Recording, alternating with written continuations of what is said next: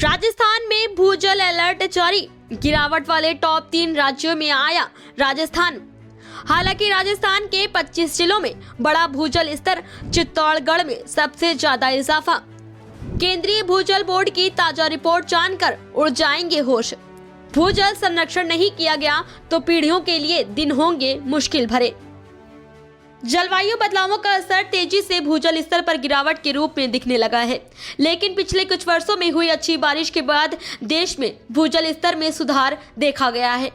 इसके उलट राजस्थान में पाताल में पानी पेंदे बैठ रहा है।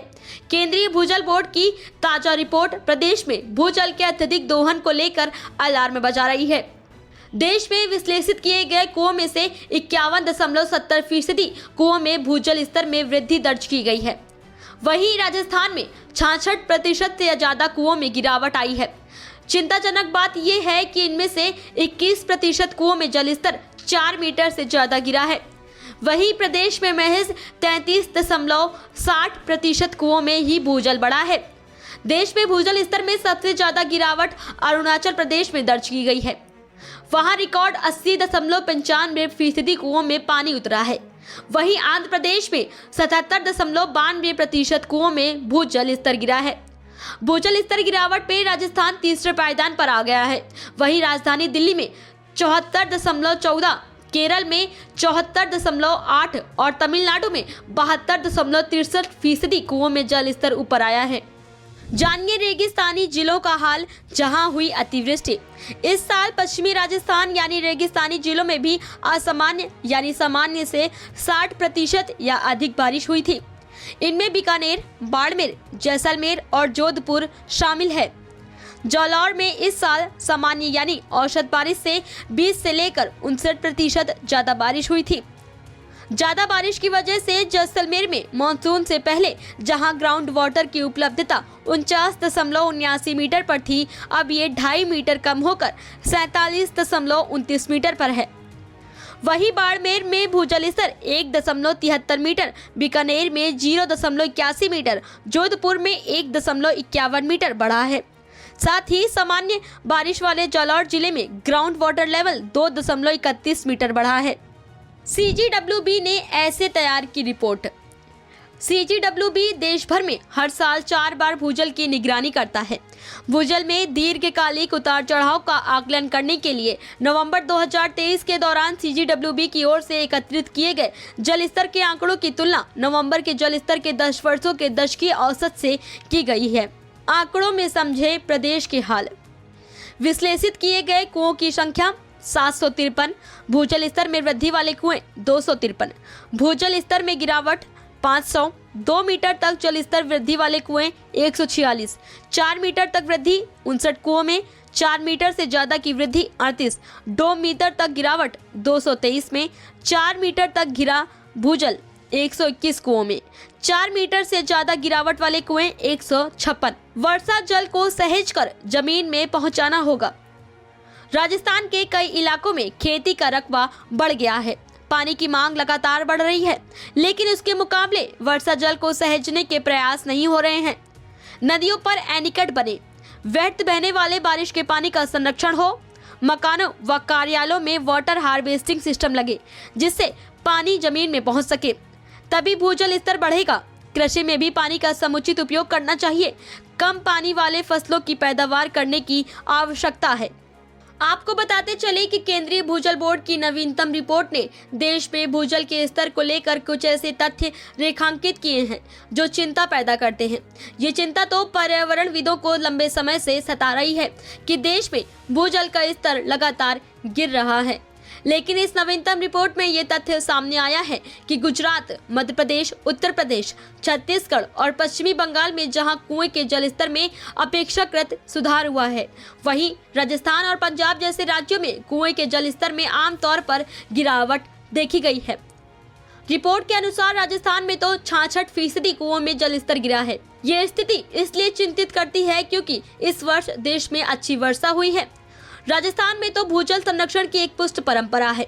पश्चिमी राजस्थान का एक बहुत बड़ा हिस्सा रेगिस्तानी है और रेगिस्तान में जल की उपलब्धि कम होने के कारण पारंपरिक तौर पर यहाँ पानी बचाना सामाजिक जिम्मेदारी का काम माना जाता है। चूंकि रेगिस्तान में जल की उपलब्धि अपेक्षाकृत विरल होती है, इसलिए प्राचीन काल में तालाब, कुएं, बावड़ी, कुंड या जौहड़ बनवाना बहुत पुण्य का काम माना जाता था। पश्चिमी राजस्थान के तो कुएं की वास्तु का अध्ययन भी बहुत रोचक हो सकता है।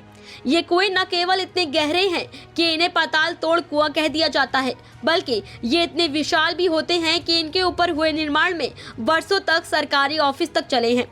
पश्चिमी भारत में कुछ बावड़ियां तो इतनी विशाल हैं कि जरूरत पड़ने पर पूरी सेना इन बावड़ियों में शरण ले सकती थी।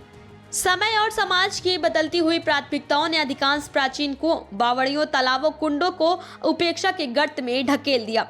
दुर्भाग्य से नदियां तो प्रदूषण की मार झेल ही रही है। बरसात के पानी के संरक्षण को लेकर भी समाज बहुत सजग नहीं रह गया है।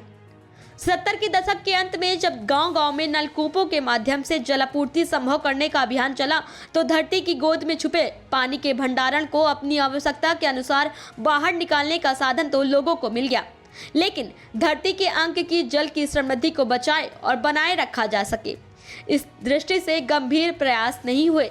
कुछ लोगों को लगता है कि पृथ्वी की 2/3 सतह पानी से ढकी हुई है, फिर पानी की कमी की संभावना को लेकर इतनी हाय तौबा क्यों? दरअसल उन लोगों को ये मालूम नहीं कि दुनिया में उपलब्ध कुल पानी का केवल 2 से 3% पानी ही शुद्ध रूप में मनुष्य उपयोग कर सकता है, और अभी दुनिया में आबादी का एक बहुत बड़ा हिस्सा पानी की कमी का सामना कर रहा है। भारत जैसे देश में जहां अधिकांश हिस्सों में नदियों का जाल है, दुनिया की आबादी का 17% हिस्सा रहता है। पानी की उपलब्ध मात्रा दुनिया के कुल स्वच्छ जल का केवल 4% है। पानी बचाना हमारी सामाजिक जिम्मेदारी है। केवल जिम्मेदार संस्थानों के प्रावधानों में स्थिति में सुधार नहीं होगा, बल्कि पूरे समाज को समझना होगा। यदि भूजल का संरक्षण नहीं किया गया, भूजल का दुरुपयोग बंद नहीं किया गया, तो पीढ़ियों के लिए दिन बहुत ही मुश्किल भरे होंगे। उम्मीद है डार्क जोन के भी सुधरेंगे हालात। राजस्थान देश के 10% भूभाग पर फैला हुआ है, लेकिन पानी की उपलब्धता पूरे देश का महज 1% ही है।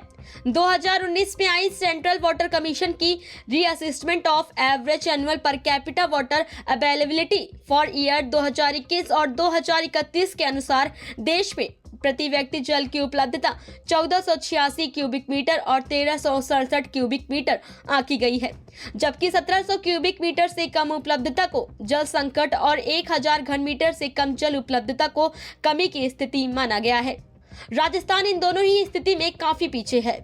2009 में बनी व्यास कमेटी की रिपोर्ट के अनुसार प्रदेश में साल में प्रति व्यक्ति पानी की उपलब्धता सिर्फ 800 क्यूबिक मीटर ही है। ऐसे में प्रदेश में पीने के पानी का 87% हिस्सा ग्राउंड वाटर से आता है। इसमें कुएं, बोरवेल और हैंड पंप शामिल हैं। ग्रामीण इलाकों में यही पीने के पानी का मुख्य स्रोत है। पानी का लेवल नीचे जाने से उसमें salinity, TDS, nitrate, fluoride, sodium carbonate, zinc, lead, iron और आर्सेनिक जैसे मिनरल्स की मात्रा बढ़ जाती है, जो स्वास्थ्य के लिए हानिकारक है। विशेषज्ञों के मुताबिक शरीर की 80% बीमारियां खराब पानी के कारण ही होती हैं। लोकसभा में हाल ही में दिए एक प्रश्न के जवाब में राजस्थान के 12 जिलों की 95 बस्तियां खतरनाक फ्लोराइड से प्रभावित हैं। फ्लोराइड युक्त पानी पीने की वजह से प्रदेश में करीब 40 लाख लोग फ्लोरोसिस से पीड़ित हैं, जो देश में सबसे ज्यादा आंकड़ा है। इसलिए ग्राउंड वाटर लेवल ऊपर आने से लोगों, खासकर ग्रामीण इलाकों में जनता को साफ पीने का पानी मिलेगा। साफ पानी पीने की वजह से स्वास्थ्य संबंधी समस्याएं कम होंगी। इससे हेल्थ पर खर्चा होने वाला पैसा भी बचेगा। पैसा बचने से परिवारों की बचत बढ़ेगी और वे संपन्न होंगे। प्रदेश में भूजल के 299 ब्लॉक हैं। अत्यधिक दोहन और रिचार्ज का सही व्यवस्था न होने के कारण मानसून से पहले इनमें से सिर्फ 38 यानी 12% ब्लॉक ही सुरक्षित बचे थे। इनमें से 88% ब्लॉक क्रिटिकल, सेमी क्रिटिकल और अत्यधिक दोहित हैं। पिछले 3 दशक में भूजल का दोहन 114% तक बढ़ा है। साल 2023 में राजस्थान में भूजल का 149% दोहन किया गया है। ये आंकड़ा 1984 में 35% था, साल 1995 में 58%, 2004 में 125%, 2013 में 139%, 2020 में 150% और 2023 में 149% पानी का दोहन राजस्थान में किया गया है। ये आंकड़े दिखाते हैं कि प्रदेश में भूजल का दोहन किस हद तक किया गया है।